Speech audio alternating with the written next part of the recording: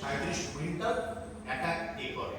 Means হচ্ছে আপনি 12 কুইন্টালের এদিকে ওদিকে আপনি বোরন পাবেন এক একটা বিঘা প্রতি বোরন ট্রাক্টর। তবে হ্যাঁ, একটা জিনিস মাথায় রাখবেন, সেটা হচ্ছে বোরো কৃষককে ঘুষি বলার দরকার নেই। বোরো যারা চাষ করেন তারা অনেক সচেতন কৃষক, কারণ বোরোকে অনেক বেশি কেয়ারফুলি চাষ করতে হয়। সেখানে মাজরা কন্ট্রোলিং থেকে শুরু করে টাইমিং একটা ফ্যাক্টর, কখন কি লাগাতে হবে, কত দিনে বীজ হচ্ছে হাইব্রিড বীজ কোন জমিতে লাগাতে হবে, তারা সম্পূর্ণ মতই হয়। তবু আমি বলছি যে বোরো সিজনের জন্য কিন্তু একটু আপনাদের রেকমেন্ডেশন, আপনাদের কাছে আমার রেকমেন্ডেশন, সে যে ধানই বিক্রি হোক না কেন সেখানে যেন ক্রপ প্রোটেকশন অ্যাসপেক্টে টাইম টু টাইম যেন, অর্থাৎ ফসলের সুরক্ষার ব্যাপারে তারা যেন প্রতিটা মুহূর্তে সচেতন থাকে। কারণ এনি টাইম এখন বদলে যাওয়া প্রকৃতি এনি টাইম এনি রকম ভাবে শর্টস হিসাবে চেঞ্জ হচ্ছে।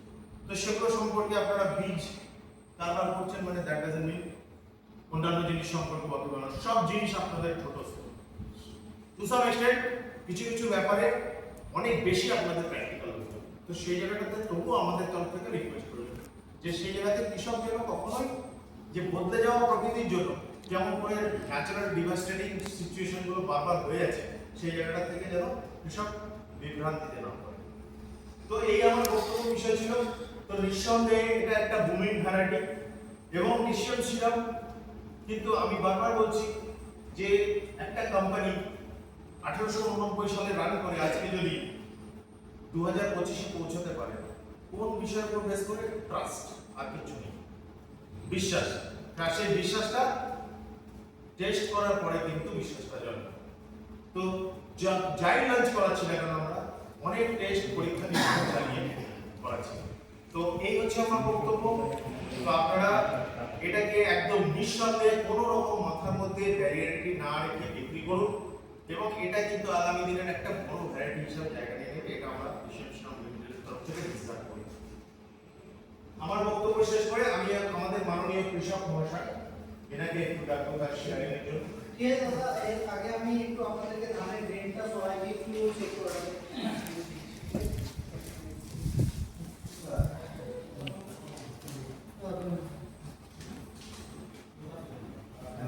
ধান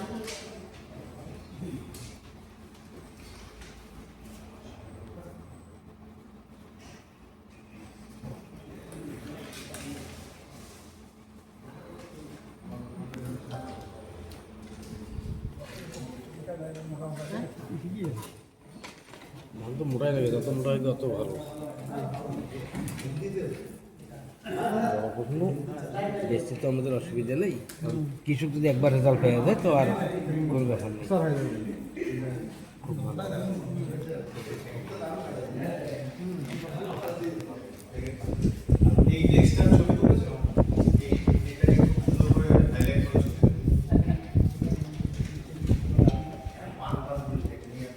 চাষ করেছেন এই সিজনে, লাস্ট সিজনে আপনি একটু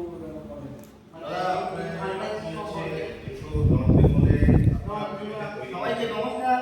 আমার বাড়ি থেকে ঘোষাটা, আমার নাম হচ্ছে সুরজিৎ বর্মন।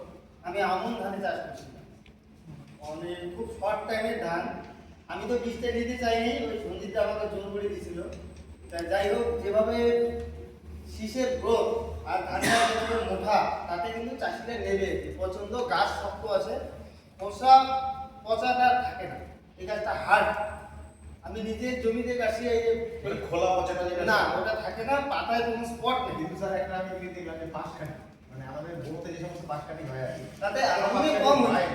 আমার 16 থেকে 18টা পাঁচটা দিয়েছে, প্রতিটাতে ধান ছিল 12টা 15টা 17টা এরকম ছিল। প্রতিটা একটা করে উপরে হয়েছিল আমার। আমি তো শশা খেতে লাগাইছিলাম, ওই জমিটাতে আমি শশা লাগাই, কিন্তু আমি লাগাইছি তারপরে 110 থেকে 15 দিন, হাইস্ট 20 দিনের মধ্যে ধানটা কাটা হয়। সরকারি তো দরকার ওর মধ্যে হয়ে গেছে। ওইখানে খালি পেতে 10 দিনে হয়েছে, ওটা বড়তে আরেকটু টাইম লাগে। আর তারপরে বড়তে জমিতে যে কাটছি না, জমিতে ওখান থেকে বিচে অবধি আমাকে 120 দিন জমিতে হবে। আমি 25 দিনের বিচে কাটছি, কিন্তু সব জায়গায় একটা করে কাটি দিয়েছি।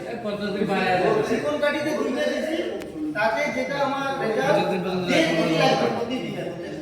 আচ্ছা, উনি উনি কি বলছেন দেখুন, প্রতি বিঘাতে 1.5 কেজি বীজ লাগে। আমার যেটা নিজের হাতের অভিজ্ঞতা, হ্যাঁ, 1 কেজি দিয়ে 1 বিঘা হবে না। অনেক চাষি দোকানদার বলে 1 কেজি দিয়ে 1 বিঘা, কিন্তু আমার পক্ষে সম্ভব না। আমার নিজের যেটা অভিজ্ঞতা 1.5 কেজি লাগবে পার বিঘা। না, একটা করেই কাটি হবে, যেগুলো চিকন কাটি ওটাতে দুটো দিতে হবে, যেহেতু দুর্বল।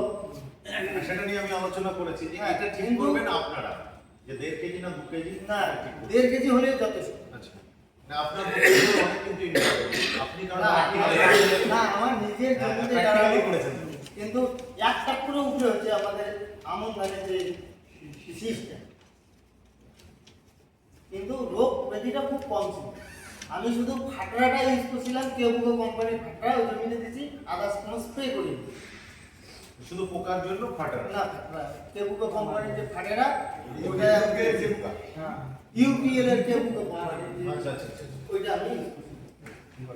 তো দাদা আপনারা শুনলেন, ধন্যবাদ। অশেষ অশেষ ধন্যবাদ আপনাকে। তো দাদা, আচ্ছা আপনারা- সঞ্জীব